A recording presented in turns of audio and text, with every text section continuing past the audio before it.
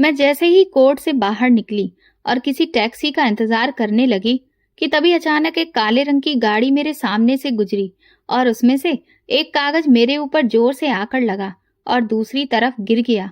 वो गाड़ी आगे बढ़ गई। पहले तो मुझे बहुत अजीब लगा। मैंने सोचा कि शायद किसी की शरारत है, इसीलिए मैंने उस कागज पर कोई ध्यान नहीं दिया।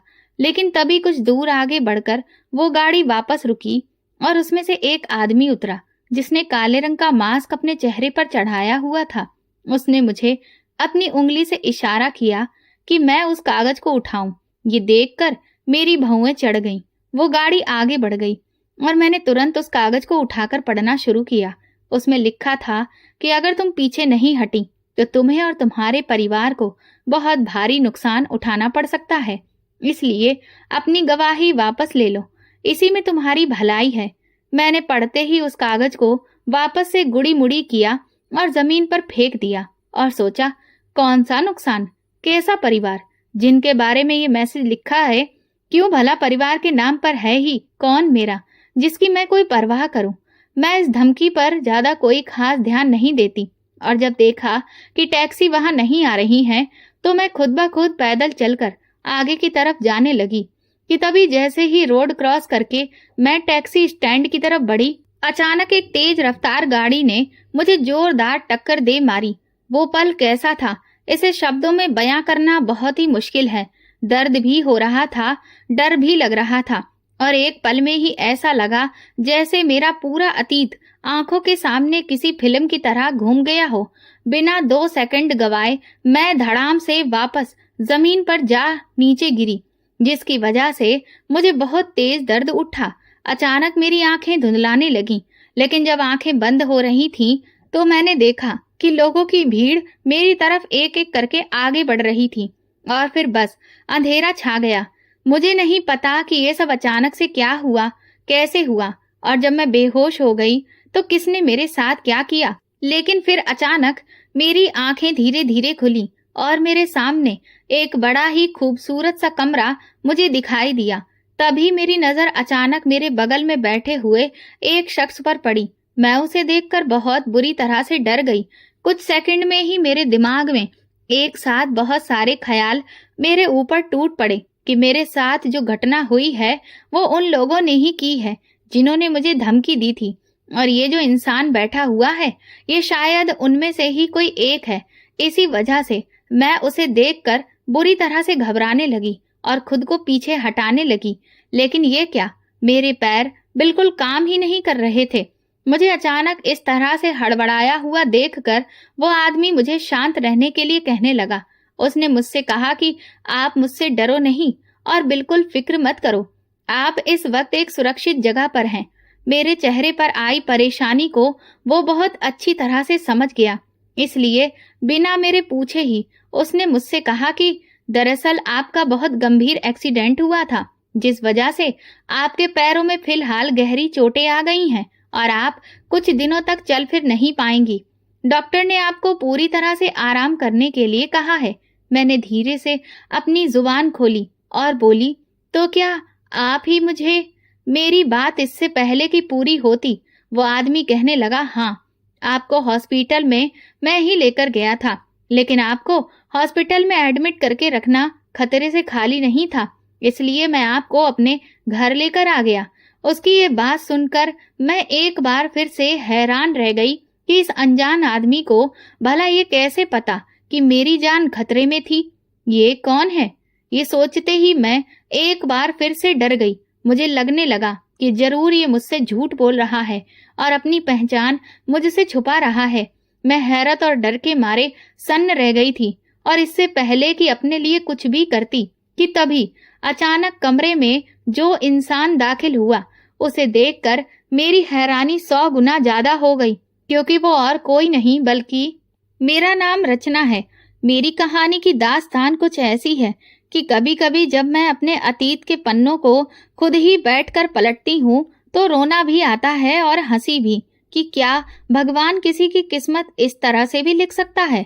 मैं जब तकरीबन 1 साल की थी तभी मेरी माँ का एक बीमारी से देहांत हो गया था। इसके बाद मेरी परवरिश मेरी दादी ने करनी शुरू की। लेकिन माँ के मरने के कुछ महीनों बाद ही पिताजी ने दूसरी शादी कर ली और वो मेरी देखभाल करने के नाम पर मेरे लिए सौतेली माँ ले आए।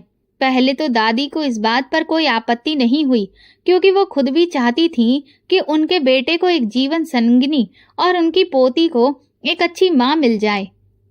लेकिन जैसे जैसे मेरी सौतेली माँ का असली रंग उनके सामने आता गया, उन्हें इस बात पर बहुत अफसोस हुआ कि उन्होंने अपने बेटे की दूसरी शादी करवाकर बहुत बड़ी गलती कर दी, क्योंकि वो जो दूसरी औरत घर में लाई गई थी, वो ना सिर्फ मेरी जिम्मेदारियों से हाथ धोकर बैठी थी, बल्कि उसने मेरी दादी का जीना भी बहुत मुश्किल कर दिया था।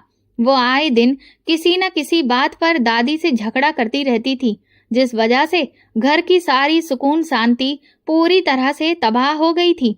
और पापा, वो तो ऐसे थे कि नई माँ से बहुत डरते थे। उनके सामने जुबान खोलने से भी अब उनके हाथ पैर कांपते थे, जबकि दादी उन्हें बहुत खरी खोटी सुनाती थी कि तू तो इस औरत का गुलाम ही बन गया है।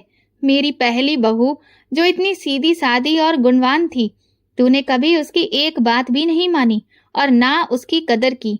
और ये जो दूसरी औरत एक नंबर की चुड़ैल है, जो दिन भर कुत्ते की तरह भौंकती रहती है, मुंह चलाती रहती है और पूरे घर के माहौल में इतना जहर घोल कर रख दिया है, उसके आगे पीछे तू दुम हिलाता घूमता है। तेरी जुबान नहीं खुलती। वैसे तो तू बड़ा मर्द बना घूमता था, लेकिन अब इस नई औरत के आगे तेरी मर्दांगी कहाँ मर गई। इतनी सब कड़वी बातें सुनने के बावजूद भी पिताजी की कभी भी हिम्मत नहीं हुई जो वो नई माँ को एक बात भी समझा सकें, और अगर कभी कुछ कहते भी तो उनके आगे लगभग गिड़गिड़ा रहे होते कि वो थोड़ा सा एडजस्टमेंट कर लें ताकि घर में शांति बनी रहे। लेकिन नई माँ को ये सब बर्दाश्त नहीं था। वो घर पर सिर्फ अपना हुक्म चलाना चाहती थी और इसीलिए वो दादी को भी दबा कर रखना चाहती थी, ताकि उन्हें ये गलत फहमी बिल्कुल भी ना हो कि इस घर में अब उनका राज कायम रह गया है। और इधर दूसरी तरफ मैं थी, रचना, जो इतनी छोटी और नासमझ थी, जिसे इस बात का कभी एहसास ही नहीं हुआ कि उसकी अपनी सगी माँ तो कब की इस दुनिया को छोड़कर जा चुकी है, और ये जो औरत सामने उसे दिख रही है, ये उसकी सगी माँ नहीं है। और इसीलिए मैं कई बार अपने नन्हे नन्हे कदमों से चलकर नई माँ के पास चली जाती और उन्हें मम्मी मम्मी कहकर पुकारती और उनकी गोद में चढ़ने की कोशिश करती, लेकिन वो हर बार मुझे धक्का दे देती, मुझे दुत्कार देती कि मैं उसे माँ कहकर ना पुकारूं। मैं उसकी बेटी नहीं हूँ। छोटी सी उम्र में मुझे सगे और सौतेले इस सब के बारे में कुछ खास पता नहीं था, और इसीलिए हर बार धक्का मिलने के बावजूद भी मैं मुड़कर वापस उनके पास पहुंच जाती थी। लेकिन जैसे जैसे मैं बड़ी होती गई, दादी ने मुझे बहुत अच्छे से समझा दिया कि वो औरत मेरी असली माँ नहीं है, और इसीलिए मैं उससे किसी भी तरह के प्यार और नरमी की कोई उम्मीद ना रखूं। बचपन में मुझे जो भी प्यार मिला वो सिर्फ और सिर्फ मेरी दादी की वजह से ही मिला, वरना सौतेली माँ के आते ही मेरा सब कुछ भी सौतेला हो गया था। कई बार मुझे ये समझ नहीं आता था कि भला इस सब में मेरी गलती क्या है, लेकिन फिर भी मैं चुप रहती थी और हर वक्त किसी न किसी सोच में डूबी रहती थी। जब भी मुझे डांट पड़ती तो मैं दादी के आंचल में खुद को छुपा लेती। फिर कुछ समय के बाद मेरी छोटी बहन इस दुनिया में आ गई। मैं उसे देखकर बहुत खुश होती और हर वक्त उसके आसपास ही रहने की कोशिश करती, लेकिन मेरी सौतेली माँ जब भी मैं अपनी छोटी बहन के पास खेलने जाती तो मुझे वहां से भगा देती। मेरी दादी जब इस बात के लिए उन पर चिल्लाती कि तुम ऐसा क्यों करती हो, तो वो चिढ़कर कहती कि मैं इस मनहूस लड़की का साया अपनी बेटी पर बिल्कुल भी नहीं पड़ने दूंगी। ये तो अभागिन है, पैदा होने के कुछ समय बाद ही अपनी माँ को खा गई। क्या पता इसका बुरा साया मेरी बेटी की जिंदगी पर भी कहीं ग्रहण ना लगा दे। दादी उनसे कहती कि तुम हमेशा जहर ही क्यों उगलती रहती हो, भला एक छोटी सी बच्ची का इस सब में क्या कसूर है। जिंदगी और मौत तो भगवान के हाथ में होती है, और फिर वो तो तुम्हारी बेटी को अपनी बहन मानकर ही उसके पास खेलने आती है। लेकिन ये सारी बातें मेरी सौतेली माँ को समझ नहीं आती थी, और वो मुझे हमेशा मेरी छोटी बहन से दूर रखने की कोशिश करती। और फिर कुछ समय के बाद वो वक्त आया जब मेरा उस घर में जो एकमात्र सहारा था वो भी छिन गया। वो थी मेरी दादी। उनका भी देहांत हो गया। मुझे आज भी वो दिन याद है जब उनकी सांस एक एक करके कम हो रही थी उन्हें अपने मरने के दुख से ज्यादा इस बात का दुख हो रहा था कि वो मुझे इस जालिम दुनिया में अकेला छोड़कर जा रही हैं। वो लगातार रोते हुए बार बार मेरे बाप से कह रही थी कि कम से कम मेरे जाने के बाद तू अपना फर्ज निभाना और इस बच्ची के लिए थोड़ा प्यार अपने दिल में रखना, इस पर जुल्म मत होने देना। उस वक्त भी मुझे कुछ समझ नहीं आ रहा था कि दादी ये सब क्या कह रही हैं, क्यों कह रही हैं, लेकिन बस वो शब्द हमेशा के लिए मेरे मन के किसी कोने में छप गए थे। और फिर दादी मुझे छोड़कर चली गईं और बस उनके जाते ही जैसे सौतेली माँ के तो पंख लग गए थे। वो किसी आजाद परिंदे की तरह खुशियां मना रही थी, जैसे कि सालों से किसी कैद में हो। दादी का मरना मेरे लिए बहुत ही दुख भरी बात थी, लेकिन मुझे अंदाजा भी नहीं था कि उनके जाते ही मेरी जिंदगी पूरी तरह से पलट जाएगी। अब तो सौतेली माँ ने घर के सारे काम का बोझ मेरे कंधों पर ही डाल दिया था। उन्हें जरा भी शर्म नहीं आती थी कि मैं जो इतनी छोटी हूँ इन कामों को कैसे करूंगी, क्योंकि घर के काम तो कई बार मुझे समझ में ही नहीं आते थे। लेकिन सौतेली माँ को इन सब बातों से कोई फर्क नहीं पड़ता था। कई बार किचन में खाना बनाते हुए मैं जल जाती थी, कट जाती थी, लेकिन वहां कोई नहीं था जो मेरे दुख दर्द से वास्ता रखता। हालांकि एक दो बार पापा ने सौतेली माँ को समझाने की कोशिश की, लेकिन उन्होंने पापा को बुरी तरह से झंझोड़ कर रख दिया। इसके बाद पापा ने दोबारा मेरे पक्ष में बोलने की हिम्मत ही नहीं की। वो बस चुप्पी सादे खाली आंखों से मुझे देखते रहते थे और मैं भी आंखों में आंसू भरकर मदद की उम्मीद लगाए पापा को देखती, लेकिन वो कुछ भी नहीं करते। इस सब के बीच मेरी छोटी बहन भी बड़ी हो रही थी। मैं कई बार सौतेली माँ से नजर बचाकर उसके साथ खेलती थी, उसे प्यार करती थी और वो भी अक्सर मेरे पास आने के लिए मचलती रहती थी। लेकिन सौतेली माँ कभी भी हम दोनों बहनों को आपस में ज्यादा समय नहीं बिताने देती थी। फिर जब वो समय आया जब मेरी बहन इतनी बड़ी हो गई कि अब उसे स्कूल भेजा जाए, तो पापा ने इच्छा जाहिर की कि वो हम दोनों बहनों को भी स्कूल भेजेंगे। लेकिन इस बात पर भी सौतेली माँ ने घर में कलेश खड़ा कर दिया, जिस वजह से मैं सिर्फ घर की होकर रह गई और छोटी बहन स्कूल चली गई। इन सब चीजों को मोहल्ले वालों ने भी नोटिस किया था और लोग दबे मुंह ही सही, लेकिन मेरे माँ बाप को कड़वी कड़वी बातें सुना देते थे, जिनका थोड़ा बहुत असर पापा पर तो पड़ता था। लेकिन सौतेली माँ, वो तो बिल्कुल चिकना घड़ा थी। वो इतनी बेशरम थी कि उसे किसी भी बात का कोई फर्क नहीं था। लेकिन जब एक दिन पापा के एक दोस्त घर आए और उन्होंने मेरी हालत देखी तो उन्हें बहुत अफसोस हुआ और तब उन्होंने पापा को उनकी जिम्मेदारियों का एहसास दिलाया और कहा कि कम से कम भगवान से तो डरो। तुम्हारी आंखों के सामने तुम्हारी बेटी इतनी बुरी जिंदगी जी रही है और तुम कुछ भी नहीं कर रहे। अरे कैसे बाप हो तुम, जो तुम्हारे होते हुए वो अनाथ की तरह जी रही है। शिक्षा का अधिकार तो हर किसी का होता है और तुम अपनी बेटी को वो भी नहीं दे सकते। उनके जाने के बाद पापा में इतना बदलाव हुआ कि उसी दिन उन्होंने हिम्मत जुटाकर सौतेली माँ के सामने ये ऐलान किया कि वो मुझे भी पढ़ने के लिए स्कूल भेजेंगे। सच कहूँ तो वो दिन मेरे लिए बहुत खुशी वाला था। सौतेली माँ ने पापा को दोबारा से दबाने की कोशिश की, लेकिन जब उस दिन पहली बार उन्होंने पापा को गुस्से में देखा तो अपनी जुबान बंद रखने में ही भलाई समझी और बस अगले दिन से ही मैं भी अपनी छोटी बहन का हाथ पकड़कर उसके साथ स्कूल जाने लगी। स्कूल जाना क्या था, ऐसा था कि जैसे मैं आजाद हो गई हूँ। सब कुछ किसी सुनहरे सपने के जैसे नया था। नई किताबें, नई ड्रेस और नए दोस्त भी। जब तक मैं घर के अंदर सिर्फ काम करती रहती थी तब तक तो मेरी जिंदगी किसी नरक के जैसी थी। लेकिन जिस दिन से मुझे स्कूल जाने का मौका मिला, ऐसा लगा कि जैसे मैं एक नई रचना हूँ। मुझे अपने अंदर की काबिलियत के बारे में एहसास हुआ जब मेरी टीचर मेरी तारीफ करती, जब मैं अपना सारा होमवर्क समय पर निपटा देती, जब कभी स्कूल में कोई प्रतियोगिता होती और मैं उसमें नंबर 1 आती तो सब लोग मेरे लिए ताली बजाते। मुझे प्राइज मिलता तो मेरी आंखों में आंसू आ जाते कि इस दुनिया में कोई तो है जो मेरी कदर समझता है। लेकिन जैसे ही मैं घर की दहलीज लांघकर अंदर जाती, मेरी दुनिया पूरी तरह से पलट जाती। मैं सिर्फ एक बेकार, मनहूस और बदतमीज लड़की ही बन जाती जिसकी कुछ भी नहीं आता था। सौतेली माँ की इन सब बातों ने मेरे दिमाग पर इतना बुरा असर डाला था कि मुझे सच में यही लगने लगा था कि मैं एक बेकार लड़की हूँ जिसमें कोई भी हुनर नहीं है, लेकिन भला हो पापा के दोस्त का, जिन्होंने मुझे मेरी पहचान दिला दी थी। लेकिन स्कूल जाने का मतलब ये नहीं था कि घर की जिम्मेदारियों से मेरा पीछा छूट गया था। सौतेली माँ ने मुझे धमकी दी कि अगर मैं आगे भी स्कूल जाती रहना चाहती हूँ तो मुझे घर का सारा काम चुपचाप करना होगा। अब मैं हरगिज भी स्कूल जाना नहीं छोड़ सकती थी और इसीलिए मैं चुपचाप उनके बताए हुए सारे काम करती रही। धीरे धीरे समय बीतता गया और हम दोनों बहनें बड़ी होती गईं। सौतेली माँ मेरी छोटी बहन को मेरे खिलाफ भड़काने में कोई कसर नहीं छोड़ती थी, लेकिन मेरी बहन उनकी सारी बातें एक कान से सुनती और दूसरे कान से निकाल देती थी। उस घर में अगर कोई मुझसे सच में प्यार करता था तो वो सिर्फ मेरी बहन सीमा ही थी। जब हम दोनों बहनों ने अपनी जवानी की दहलीज पर कदम रखा तो हमारे अंदर नए नए शौक पैदा होने लगे, जैसे मेकअप करना, अच्छे कपड़े पहनना, तरह तरह की हेयर स्टाइल्स बनाना। सौतेली माँ के पास ना तो पैसे की कमी थी और ना सुविधाओं की, इसलिए छोटी बहन को तो मेकअप करने और नए कपड़े खरीदने का मौका मिल जाता था, लेकिन मैं अपनी इन सारी ख्वाहिशों को दबाकर ही रह जाती थी।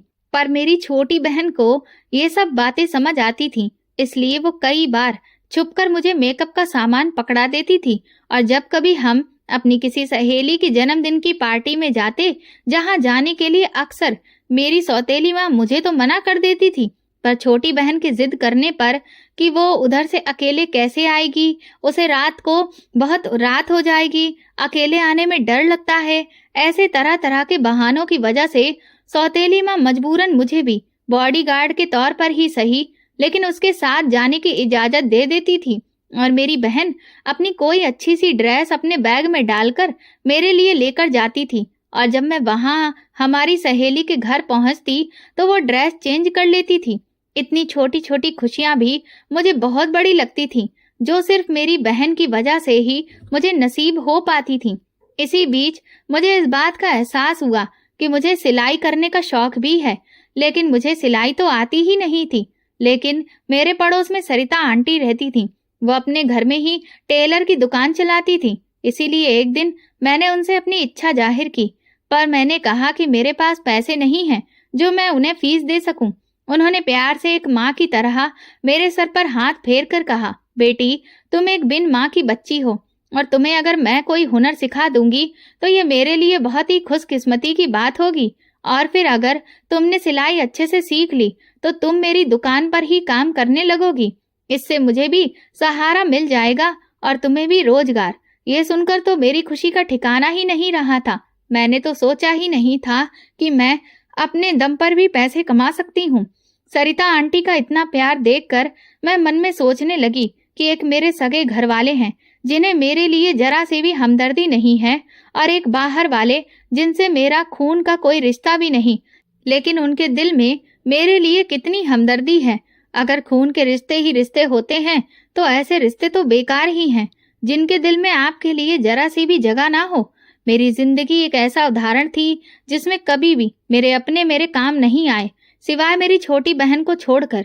मेरी जिंदगी के सबसे जरूरी फैसले जिन्होंने मुझे पहचान दी, वो हमेशा किसी न किसी अनजान इंसान की वजह से ही हो पाए।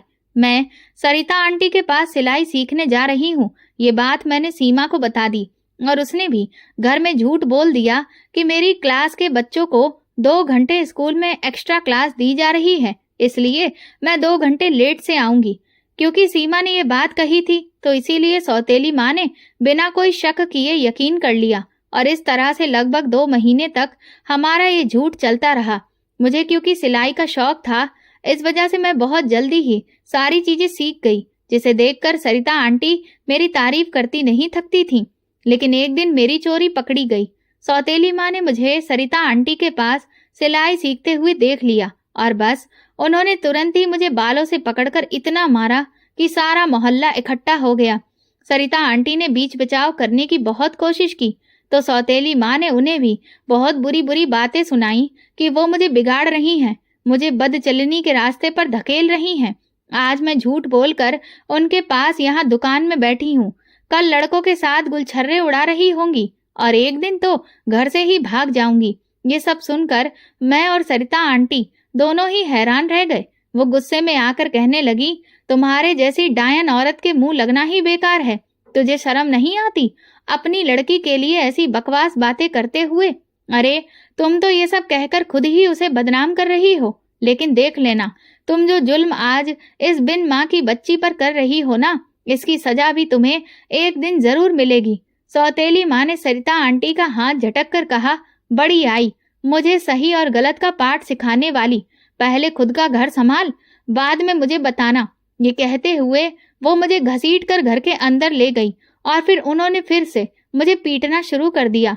जैसे तैसे सीमा ने मुझे उनसे बचाया, और जब सौतेली माँ को ये पता चला कि सीमा को भी पहले से ही ये बात पता थी कि मैं सरिता आंटी के पास सिलाई सीखने जाती थी, तब तो उनकी आंखों में आग के अंगारे ही जलने लगे।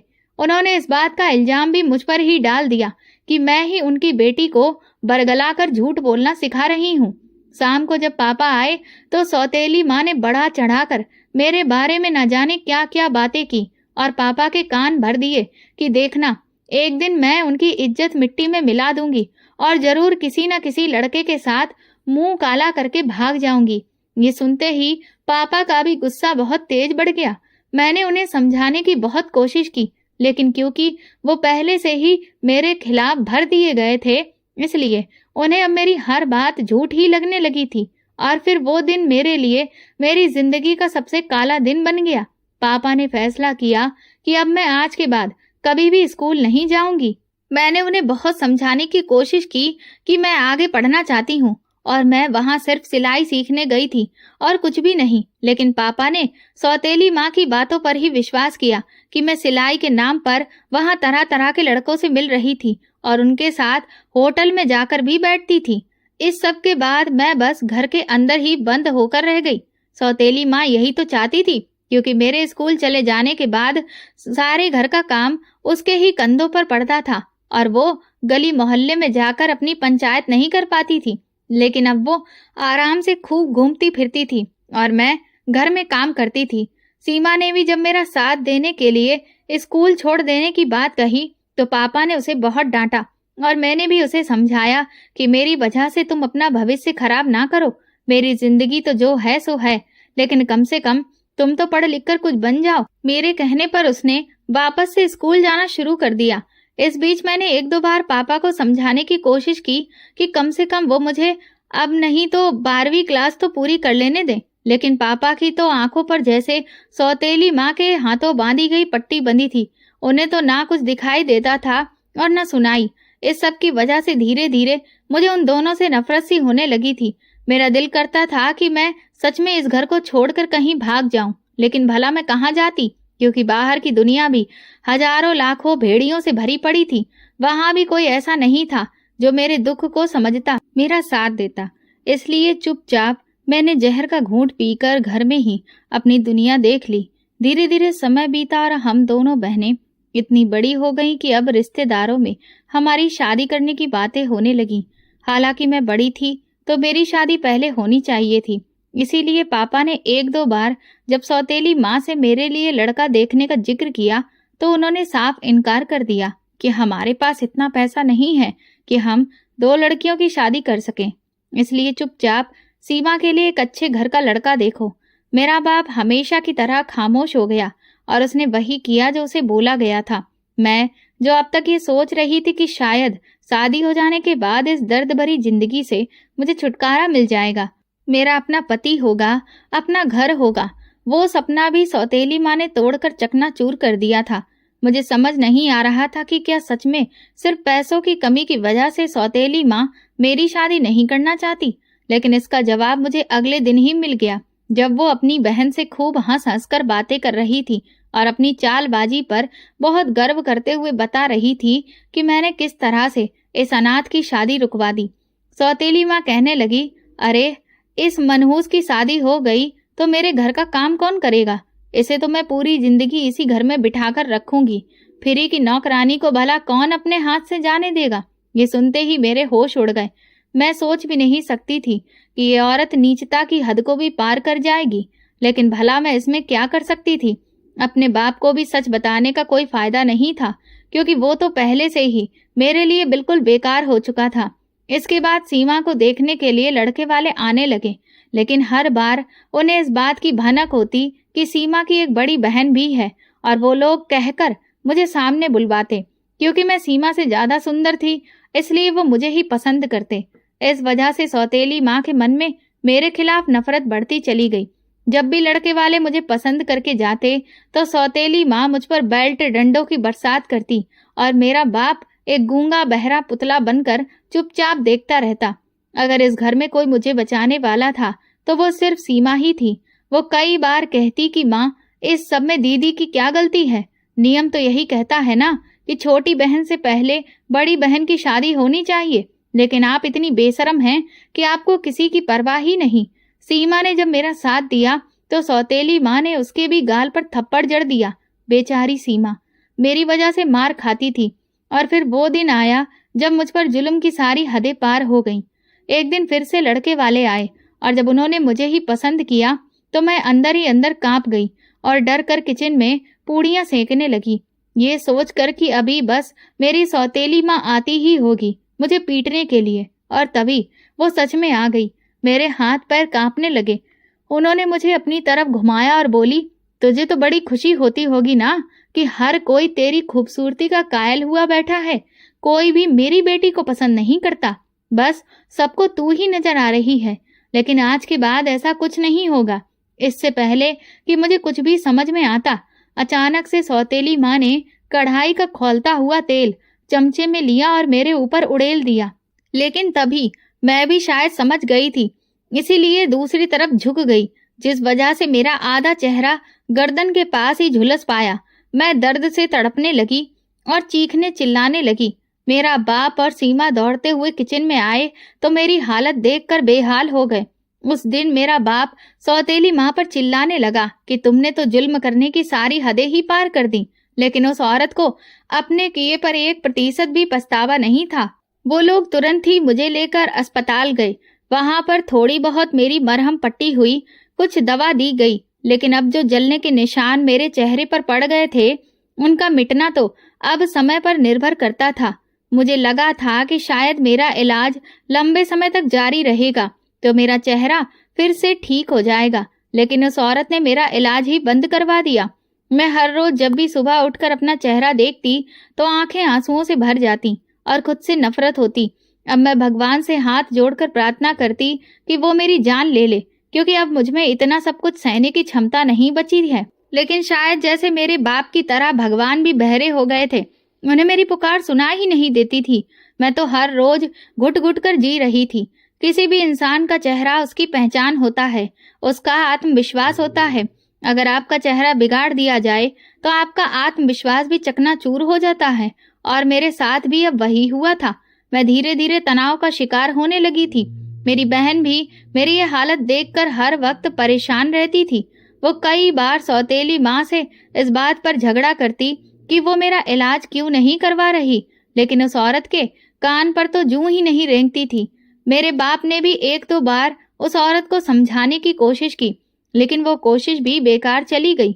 एक दिन मेरी सहेली को जब मेरी हालत के बारे में पता चला तो वो भी मुझसे मिलने के लिए आई, लेकिन मेरी सौतेली माँ ने उसे मुझसे मिलने ही नहीं दिया और घर से भगा दिया। उस दिन मेरा गुस्सा अपनी हद पार कर चुका था।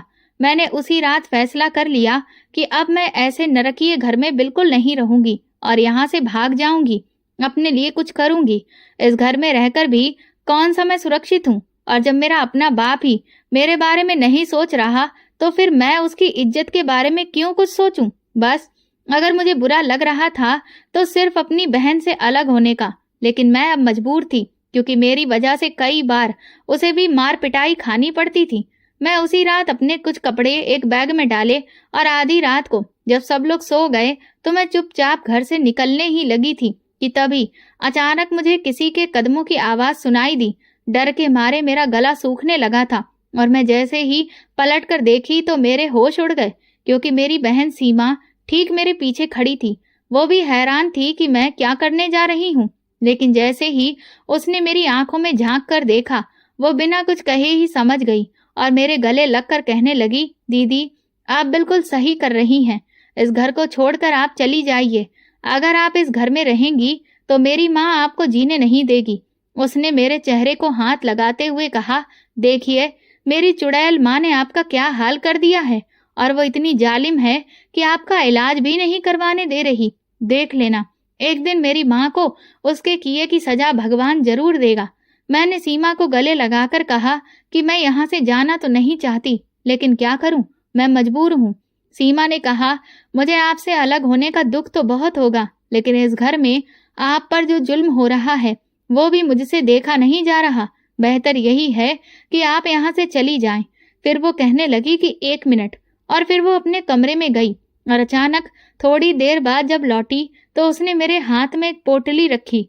मैं हैरानी से उस पोटली को देखने लगी कि इसमें भला क्या है, और जैसे ही उसे खोला तो उसमें कुछ सोने के गहने थे। मैं इनकार कर रही थी कि मैं ये लेकर नहीं जा सकती। सीमा कहने लगी कि नहीं दीदी, ये गहने बुरे वक्त में आपके काम आएंगे। कम से कम इनकी मदद से आप कुछ समय तक तो बाहर आराम से रह सकेंगी और अपना इलाज भी करवा सकेंगी। इसीलिए आप ये लेकर चली जाइए। मैंने कहा, अगर मैं ये लेकर गई तो तुम्हारी माँ मुझ पर और भी बुरे बुरे इल्जाम लगाएगी। सीमा ने कहा, तो इसमें कौन सी नई बात है? अब तक आपने कुछ नहीं किया, तब भी उन्होंने आप पर कितने गंदे गंदे इल्जाम लगाए। तो आज अपनी जरूरत के लिए ये करने से पीछे मत हटिए और इन्हें अपने साथ लेकर जाइए। उसकी बात मुझे ठीक लगी और फिर मैंने उन गहनों को रख लिया। सीमा को आखिरी बार गले लगाकर और उसे कहकर कि वो हमेशा अपना ख्याल रखे, मैं उस घर से चली गई। रात के घने अंधेरे में एक अकेली जवान लड़की जिसका कोई सहारा नहीं है, जो अंदर से पूरी तरह से टूटी हुई है। सोचिए वो खुद को कितना कमजोर महसूस करती होगी। उस वक्त मेरी भी यही हालत थी। मैंने दुपट्टे से अपने चेहरे को बहुत अच्छे से ढक लिया और एक बस में बैठ गई। काफी सारे लोग ऐसे थे जो मुझे घूर घूर कर देख रहे थे, लेकिन फिर भी मैंने अपने आप को उनके सामने बिल्कुल भी कमजोर नहीं दिखाया। कुछ घंटे के बाद बस जब पूरी तरह से भर गई तो वो अपने रास्ते पर निकल पड़ी। किस रास्ते पर, ये तो मुझे भी नहीं पता था। जब सुबह हुई तो मैं एक अनजान जगह पर उतर गई। सबसे पहले मैंने वहां एक खाना खाया और एक कमरा किराए पर लिया, और उसी दिन मैं काम की तलाश में निकल गई। लेकिन कहीं मेरे जले हुए चेहरे की वजह से तो कहीं मेरी कम पढ़ाई की वजह से कोई भी मुझे काम देने के लिए तैयार नहीं था। कई दिन मैंने इसी तरह से काम की तलाश में भटक कर गुजारे, पर मैं पूरी तरह से टूट चुकी थी। मेरे मन में कई बार ख्याल आया कि मैं अपनी जान ही ले लूं, लेकिन वो करने की भी मैं हिम्मत नहीं जुटा पा रही थी। एक दिन जब मैं इसी तरह काम ढूंढकर और निराश होकर अपने कमरे पर वापस लौट रही थी तो मैंने एक छोटी बच्ची को रस्सी पर चलते हुए कुछ करतब दिखाते हुए देखा। वो अपनी जान हथेली पर रखकर तमाशा दिखा रही थी, और इसी वक्त मेरे दिमाग में विचार आया कि ये भी तो उसका हुनर है। मेरी सौतेली माँ ने मुझसे मेरी शिक्षा छीन ली है, लेकिन वो मेरा हुनर मुझसे नहीं छीन पाई।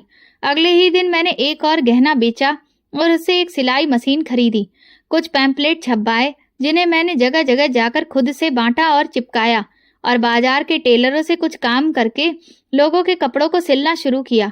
शुरू में तो बहुत कम ग्राहक आए, लेकिन फिर धीरे धीरे मेरी मेहनत रंग लाई और लोगों को मेरे सिले हुए कपड़े बहुत पसंद आने लगे।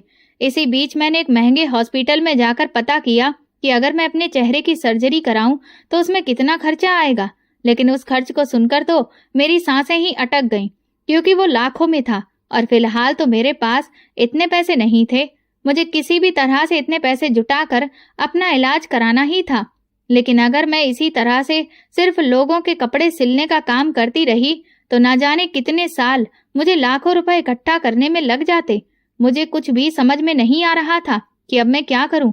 उस दिन मैं इसी सोच में डूबी हुई हैरान परेशान बैठी हुई थी कि तभी एक लड़की मेरे पास आई।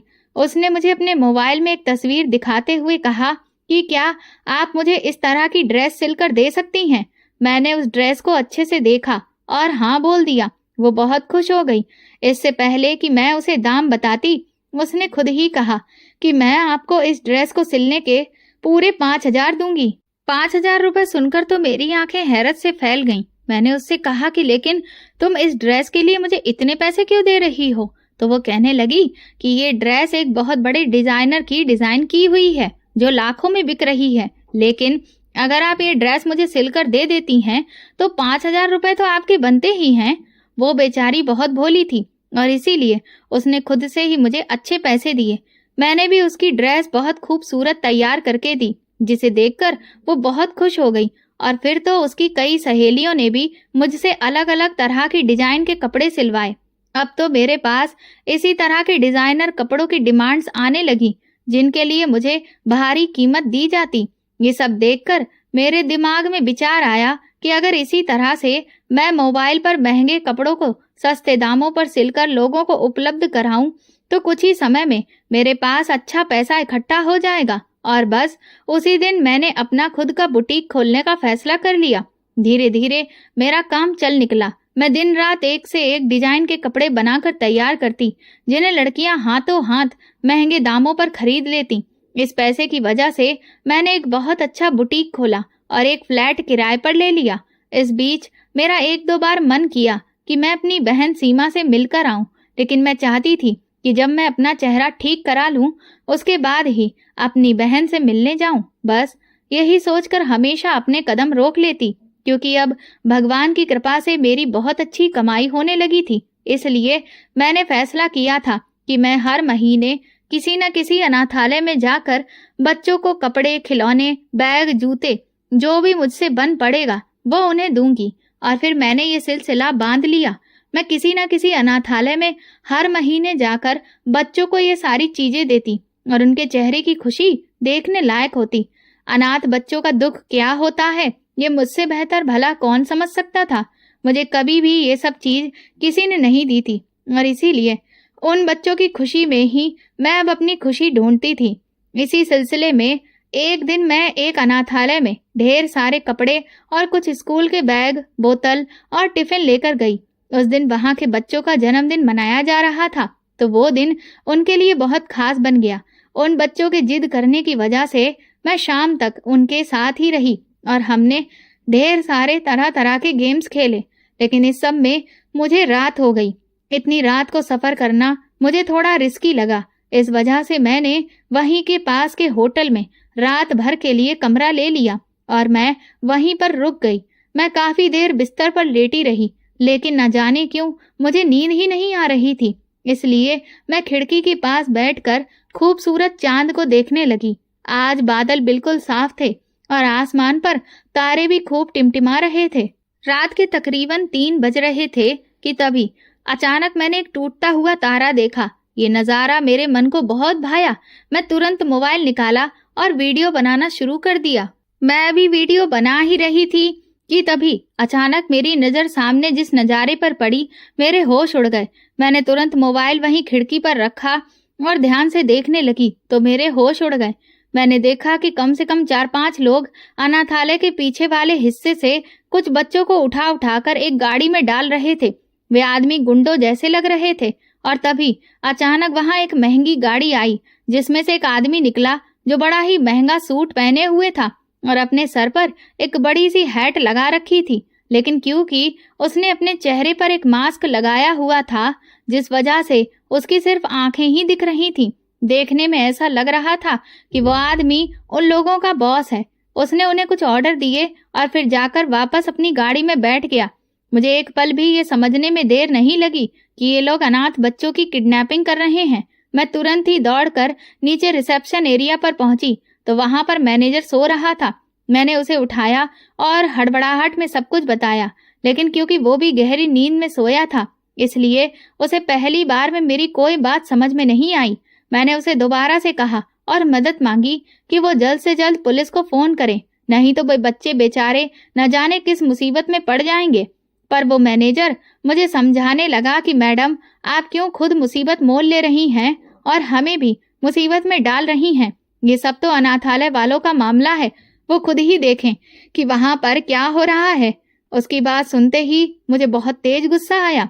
मैंने कहा कि अगर तुमने अभी के अभी पुलिस को नहीं बुलाया तो ठीक है, मैं खुद पुलिस को बुलाऊंगी, लेकिन फिर मैं तुम्हारे खिलाफ भी कंप्लेंट करूंगी कि तुमने सब कुछ जानने के बावजूद भी कुछ नहीं किया और तुम भी उन लोगों से मिले हुए हो। ये बात सुनते ही वो घबरा गया और उसने तुरंत ही पुलिस को फोन कर दिया। भगवान की रहमत ये रही कि कुछ ही देर में पुलिस वहां आ गई, जिसके बारे में शायद उन गुंडों को जरा सा भी अंदाजा नहीं था और इसीलिए वक्त रहते पुलिस ने उन सभी आदमियों को पकड़ लिया और अनाथालय के बच्चों को बचा लिया, लेकिन वो गाड़ी वाला आदमी उनके हाथ से बच निकला। मैंने और होटल के कुछ लोगों ने चश्मदीद गवाह के तौर पर अपने बयान दर्ज करवा दिए। सुबह मैं वापस लौट आई, लेकिन इस हादसे ने मेरे अंदर एक अजीब सी उलझन पैदा कर दी। इस दुनिया में कितने नीच और लालची लोग रहते हैं जो बेचारे मासूम अनाथ बच्चों को भी अपने लालच की भेंट चढ़ा देते हैं। मैं आए दिन इस केस से जुड़ी खबर अखबार में पढ़ती रहती थी, जिससे मुझे पता चला कि उस अनाथालय के कुछ लोग इस गैंग के साथ मिले हुए थे जो बच्चों की सप्लाई करते थे और इसके बदले में मोटी रकम वसूलते थे। इन अनाथ बच्चों को अलग अलग जगहों पर बेच दिया जाता था। कहीं पर इन्हें भीख मंगवाने के लिए इस्तेमाल किया जाता था और जो अनाथ लड़कियां होती थीं उन्हें जिस्म फरोशी के धंधे पर बिठा दिया जाता था, और जो बच्चे इन्हें अपने काम के किसी भी तरह से नहीं लगते थे उनके तो अंग ही निकाल कर बेच दिए जाते थे और उन बच्चों को बेरहमी से मौत के घाट उतार दिया जाता था। इतनी बेरहमी पढ़ने के बाद तो मेरा कलेजा दर्द से फटने लगा।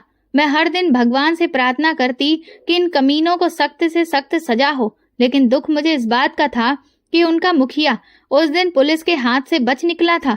इधर काफी दिन बीत गए और फिर एक दिन जब सुबह मैंने अखबार खोला तो मेरी हैरत की इंतहा नहीं रही। उस खबर को पढ़कर मेरे अंदर गुस्सा भड़क उठा।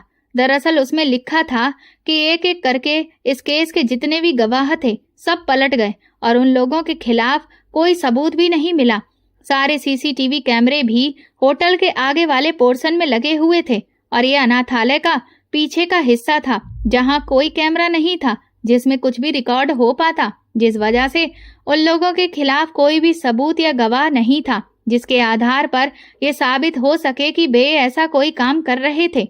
मैं जानती थी कि ये सब क्यों हो रहा है, क्योंकि हमारे यहाँ की कानून व्यवस्था कैसी है ये किसी से छुपी नहीं है। आपके पास सिर्फ पैसे होने चाहिए, गुनाह छुपाने के लिए तो कानून के रखवाले खुद ही जोर शोर से लग जाएंगे, लेकिन मैं ऐसा नहीं होने दे सकती थी।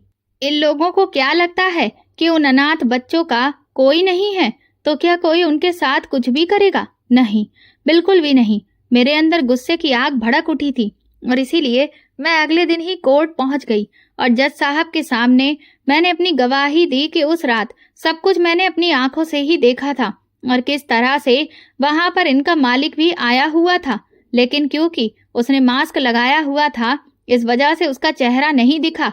अपोजिट वकील ने मेरे बयान को झूठा साबित करने में कोई कसर नहीं छोड़ी, लेकिन फिर उस मौके पर मैंने एक ऐसा सबूत पेश किया जिसे कोई चाहकर भी झूठा साबित नहीं कर सकता था। मैंने अपने फोन से एक वीडियो चलाकर अदालत में मौजूद सभी लोगों को दिखाया। दरअसल उस दिन जब मैं टूटे हुए तारे को रिकॉर्ड कर रही थी तो मैंने वीडियो चलता हुआ ही फोन नीचे खिड़की से सटाकर रख दिया था और उसमें सामने अनाथ बच्चों के साथ जो भी घटना हो रही थी वो पूरी की पूरी रिकॉर्ड हो गई थी। उस वक्त तो मैंने इस बात पर ध्यान नहीं दिया था, लेकिन कुछ समय बाद जब मैं अपनी तस्वीरें देखने के लिए गैलरी में गई तो अचानक मेरी नजर उस वीडियो पर पड़ी और तब मुझे पता चला कि मेरे पास तो एक पक्का सबूत है। वो वीडियो देखने के बाद सब कुछ साफ हो गया और अदालत ने उन लोगों को उनके किए की सजा सुना दी और साथ ही पुलिस को यह ऑर्डर दे दिया कि इनका जो मुखिया है उसे जल्द से जल्द ढूंढा जाए, उसकी पहचान की जाए और गिरफ्तार किया जाए। उसी के बाद मेरे साथ ये घटना हुई। उन लोगों ने खिसिया कर मेरा एक्सीडेंट कर दिया और जब मुझे होश आया तो मैंने उस शख्स को अपने सामने बैठा पाया तो मैं बहुत डर गई। मुझे लग रहा था कि ये उनमें से ही कोई है जो मुझे नुकसान पहुंचाएगा, लेकिन तभी अचानक कमरे में एक हवलदार आया और उसने आते ही सामने बैठे हुए शख्स को सैल्यूट किया तो मेरे होश उड़ गए। मैं हैरत से उसे देखने लगी तो उस शख्स ने मुस्कुराकर मेरी तरफ देखा और कहा, हैरान होने की जरूरत नहीं है, मेरा नाम अनुराग है, मैं इस जिले का एसपी हूँ और तुम इस वक्त पूरी तरह से सुरक्षित हाथों में हो। ये सुनते ही मेरी जान में जान वापस आई। वो कहने लगे कि तुमने इस मामले में जो बहादुरी दिखाई है वो अच्छे अच्छे लोग नहीं दिखा पाते और मुझे बहुत गर्व है कि आज भी दुनिया में तुम्हारे जैसे लोग हैं जो अपनी जान दूसरों की खातिर दांव पर लगा देते हैं, वो भी अनाथ बच्चों के लिए जिनके बारे में कोई नहीं सोचता। कुछ दिन तक मैं अनुराग के साथ ही रही। उन्होंने मेरा बहुत ख्याल रखा और मेरी देखभाल के लिए एक नर्स को भी रख दिया। जब मैं पूरी तरह से चलने फिरने में ठीक हो गई तो मैंने उनसे घर जाने की इच्छा जाहिर की, लेकिन अनुराग ने कहा कि तुम्हारी जान पर खतरा अभी भी टला नहीं है। वो लोग तुम्हें दोबारा नुकसान पहुंचा सकते हैं, इसलिए बेहतर यही होगा कि तुम यहीं पर रहो। मैं वैसे भी अकेला रहता हूँ, तुम्हारे होने से कम मुझे भी अकेलापन नहीं लगेगा। लेकिन मुझे न जाने क्यों वहां पर इस तरह रहना अच्छा नहीं लग रहा था, इसलिए मैंने जिद की और मैं वापस अपने फ्लैट पर आ गई। अनुराग के घर में मैंने जो भी पल उनके साथ बिताए थे वो न जाने क्यों अब मुझे रह रहकर बहुत याद आते रहते थे। लेकिन मैंने अपने दिल को समझाया कि कहाँ वो और कहाँ मैं, मेरा और उनका कोई मेल ही नहीं है, और इसीलिए मैंने अपने काम पर दोबारा फोकस करना शुरू कर दिया। लेकिन एक दिन जब मैं बाजार से अपने बुटीक का कुछ सामान लेकर वापस आ रही थी, तभी एक सुनसान सड़क पर मुझे दो गुंडों ने घेर लिया और वे मुझे धमकाने लगे कि मैं अपनी गवाही वापस ले लूं। उस वीडियो को तो वे लोग झूठा साबित कर ही देंगे। मैंने जैसे ही इनकार किया तो उन्होंने मुझ पर हॉकी से हमला कर दिया। ये देखते ही मेरी रूह कांप गई और डर के मारे मैंने अपनी आंखें बंद कर ली। लेकिन तभी मैंने देखा कि मुझे तो कोई चोट लगी ही नहीं। जैसे ही मैंने आंखें खोली तो मैं दंग रह गई, क्योंकि उस हॉकी के मेरे सर पर पड़ने से पहले ही अनुराग ने उसे रोक रखा था। तुरंत ही पुलिस वालों ने उन दोनों गुंडों को गिरफ्तार कर लिया। अनुराग को अपने सामने देखकर मेरी जान में जान आई। उन्होंने मुझे गाड़ी में बिठाया और अपने घर लेकर आ गए। वो मुझ पर नाराज होने लगे कि मैंने तुमसे कहा था ना कि तुम्हारी जान को खतरा है, लेकिन तुम अब किसी की सुनती ही नहीं हो। वो तो अच्छा हुआ कि मैं लगातार तुम पर नजर बनाए हुए था और इसीलिए सही समय पर आज पहुंच गया। अगर मैं आज वहां नहीं पहुंचता तो ना जाने क्या हो जाता। मैंने अनुराग को धन्यवाद कहा, लेकिन मैंने कहा कि मैं इस तरह से आपके घर पर नहीं रह सकती। अनुराग थोड़ा चिढ़कर बोले, तो बताओ फिर तुम किस तरह से रह सकती हो? वो तरीका मुझे भी बता दो, मैं वही करने के लिए तैयार हूँ। मैं भी थोड़ा गुस्से में झल्लाकर बोली कि आप समझते क्यों नहीं हैं? छोटे बच्चों की तरह जिद कर रहे हैं। आप एक मर्द हैं और मैं एक जवान औरत। बिना किसी रिश्ते के हम एक ही छत के नीचे भला कैसे रह सकते हैं? दुनिया वाले क्या कहेंगे? आप तो एक अच्छे पद पर काम करने वाले इज्जतदार इंसान हैं। लोग आपके बारे में कैसी कैसी बातें करेंगे अगर उन्हें पता चला कि आप एक अकेली लड़की के साथ इस तरह रह रहे हैं। अनुराग मुस्कुराकर मेरी तरफ देखने लगे, बोले, बस इतनी सी बात? तो फिर ठीक है, हम कल ही शादी कर लेते हैं। ये सुनते ही मेरे पैरों तले से जमीन निकल गई। मैंने कहा कि आप ये क्या कह रहे हैं? अनुराग कहने लगे, देखो रचना, घुमा फिराकर बात करने की मेरी आदत नहीं है। मैं एक अनाथ हूँ, मेरा इस दुनिया में कोई भी नहीं है। मैंने अपनी अभी तक की जिंदगी अकेले ही काटी है, लेकिन जब तुम कुछ दिनों के लिए मेरे साथ रही तब मुझे एहसास हुआ कि परिवार होना या किसी अपने का साथ होना कितना अच्छा लगता है। और फिर मुझे तुम बहुत पसंद हो, इसलिए मैं तुम्हें अपनी जीवन संगिनी बनाना चाहता हूँ। बोलो, क्या तुम मेरा हाथ थामोगी? मैं तो अनुराग को पहले ही दिल में चाहती थी, इसीलिए मैंने भी तुरंत हाँ कर दी और बस अगले ही दिन हमारी शादी हो गई, जिसमें बस कुछ चंद लोग ही शामिल हुए। लेकिन उस दिन मुझे बहुत दुख हो रहा था कि मैं अपनी जिंदगी की इतनी बड़ी खुशी के दिन पर अपने परिवार में से किसी को भी नहीं बुला सकती थी। वैसे तो मैं चाहती थी कि मेरे पापा आएं और सीमा भी, लेकिन मुझे बहुत अच्छे से पता था कि मेरी सौतेली माँ उनमें से किसी को भी नहीं आने देगी, तो बिना बात क्यों अपनी जुबान खर्च करना। अनुराग से शादी के बाद मैं वो खुशहाल जिंदगी जीने लगी थी जिसकी कल्पना मैं अब तक सिर्फ सपनों में ही करती आई थी। एक हफ्ते बाद ही अनुराग ने शहर के सबसे अच्छे हॉस्पिटल में अपॉइंटमेंट लेकर मेरे चेहरे की सर्जरी फाइनल कर दी।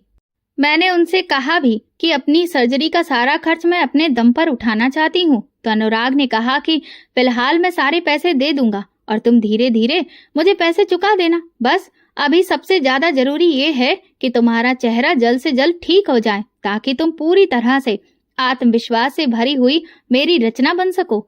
उनका प्यार देखकर मुझे लगने लगा कि शायद मैं इतनी भी बदकिस्मत नहीं हूँ जितना मैं आज तक सोचती आई थी। ऑपरेशन के बाद जब मैंने पहली बार अपना चेहरा आईने में देखा तो मेरी खुशी का ठिकाना नहीं था। भगवान ने मुझे एक साथ इतनी सारी खुशियां दे दी थी कि मुझे डर लगने लगा कि कहीं इन खुशियों को किसी की नजर न लग जाए, क्योंकि मेरा चेहरा अब तो पहले से भी कई ज्यादा खूबसूरत लगने लगा था। मैं सच में बहुत खुश थी और बार बार खुशी के मारे अनुराग को थैंक यू बोल रही थी। कुछ ही दिनों में मैं पूरी तरह से ठीक हो गई और फिर मैंने अपने बुटीक के काम को दुगनी मेहनत के साथ संभालना शुरू कर दिया। कुछ महीनों बाद अनुराग का ट्रांसफर उसी जगह पर हो गया जहां मेरे पापा का घर था। अपने शहर वापस पहुंचकर न जाने क्यों बार बार मेरे दिल में सीमा से मिलने की हसरत जागने लगी थी, लेकिन मैं जबरदस्ती खुद को रोक रही थी। मैंने अपना बुटीक भी नए सिरे से वहां पर शुरू कर दिया।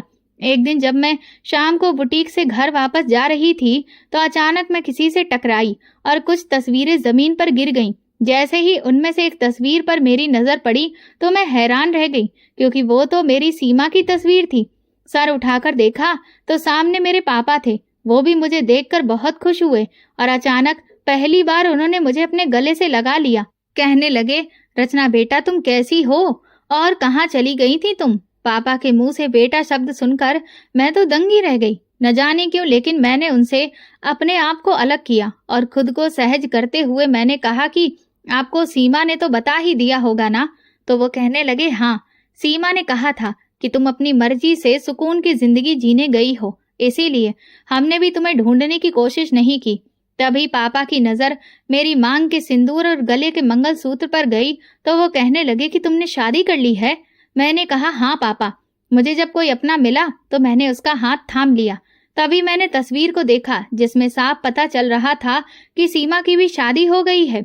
मैंने पापा से कहा कि सीमा की शादी कब हुई? पापा कहने लगे कि उसकी शादी को भी तकरीबन 7-8 महीने हो चुके हैं। वो तो चाहती थी कि अपनी बड़ी बहन को शादी में बुलाए, लेकिन तुम्हारा तो कोई ना आता पता था ना फोन नंबर, इसलिए बेचारी शादी के समय भी हर वक्त उदास रही और बस तुम्हें याद करती रही। पापा माने ही नहीं और जबरदस्ती मुझे घर लेकर गए, जबकि मैं उस चुड़ैल औरत से बिल्कुल भी नहीं मिलना चाहती थी।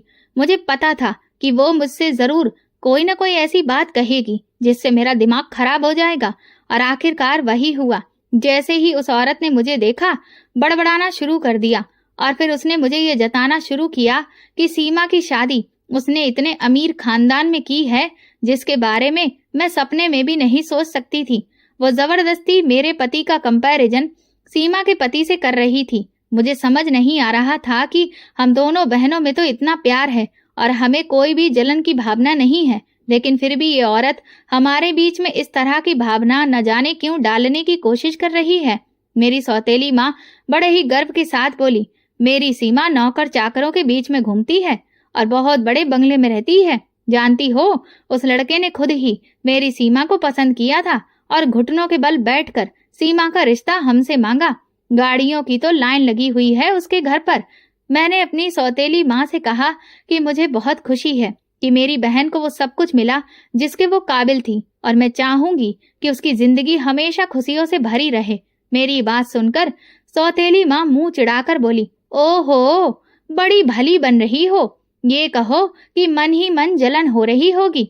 मैंने पलटकर जवाब दिया, जिसकी जैसी सोच होगी वो सिर्फ उतना ही सोच सकता है।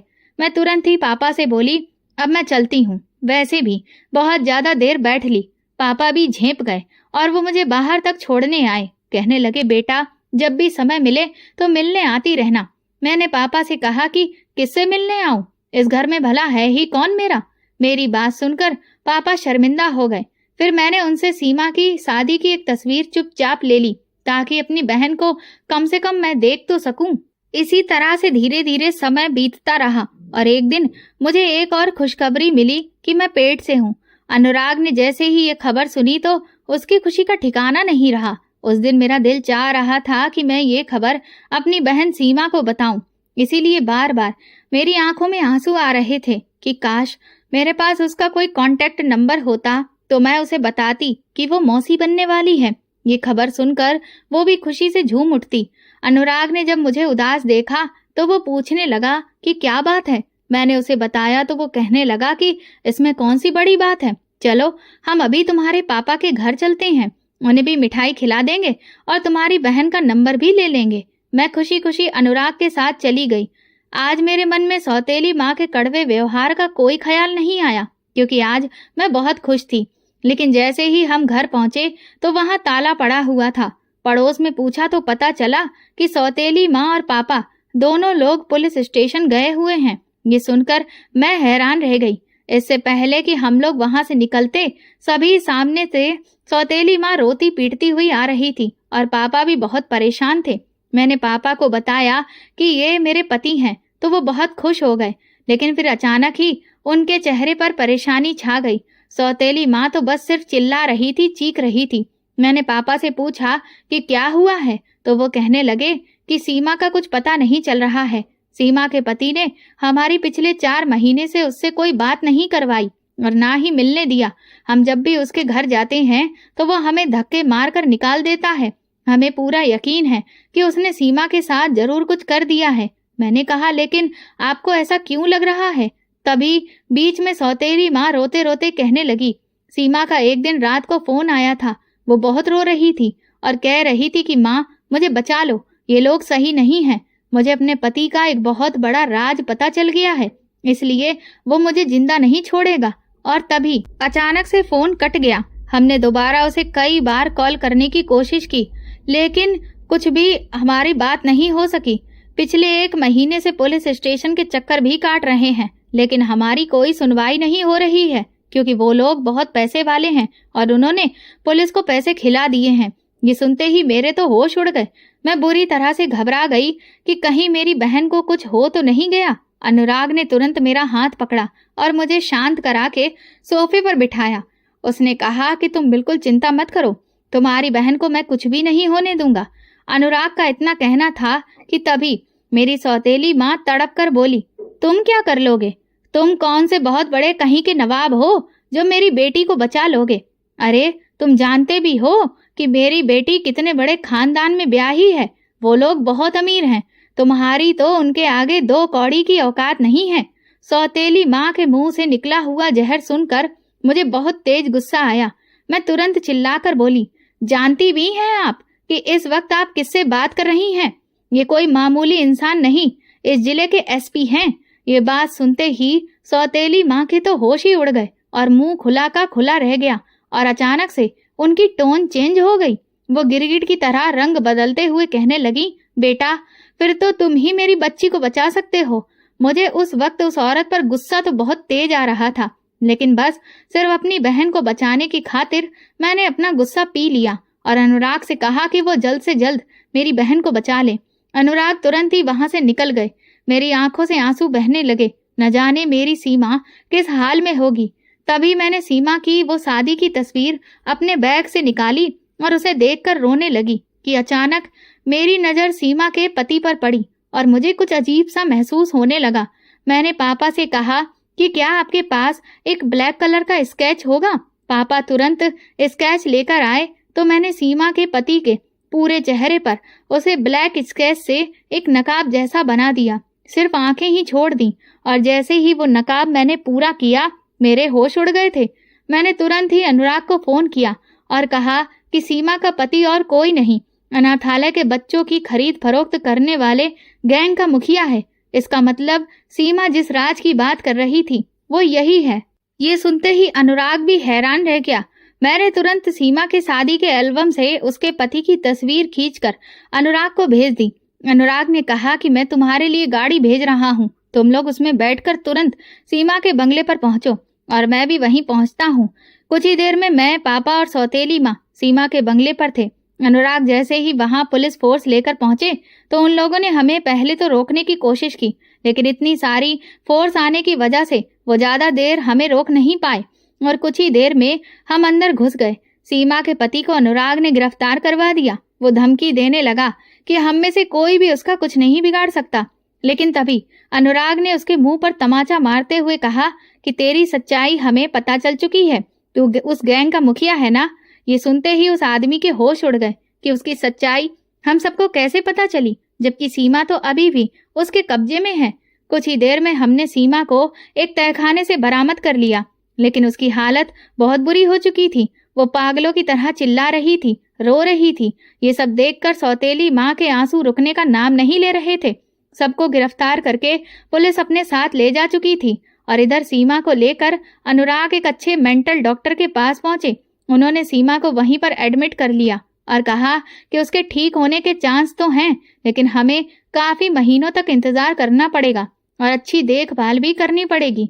सीमा के ठीक होने की पूरी जिम्मेदारी अनुराग ने और मैंने अपने कंधों पर ले ली। हम लोग लगातार हॉस्पिटल पहुंचकर उसका ख्याल रखते, दिन रात उसे अपनी जिंदगी में वापस लाने की कोशिश करवाते रहते। ये सब देखकर एक दिन अचानक मेरी सौतेली माँ मेरे पैरों में गिरकर माफी मांगने लगी कि मैंने तुम पर बहुत जुल्म किया, कभी भी तुम्हें बेटी जैसा प्यार नहीं दिया, लेकिन तुमने मेरी बेटी को अपनी बहन जैसा ही माना और उसके लिए कितना कुछ किया। अगर आज तुम और तुम्हारा पति नहीं होते तो मैं अपनी बेटी को हमेशा के लिए खो देती।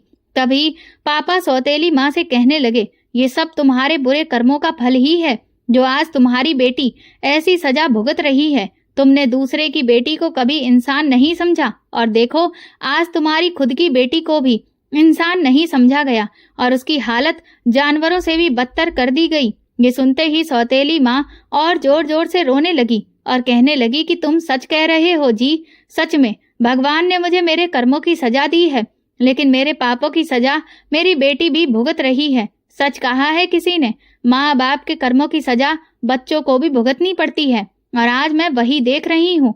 मैंने सौतेली माँ से कहा कि अगर आपको सच में अपनी गलती का एहसास है तो आज मैं आपको माफ कर देती हूँ, लेकिन आपको एक वादा करना होगा कि आज के बाद आप दोबारा कभी किसी के साथ ऐसा नहीं करेंगी जैसा आपने मेरे साथ किया।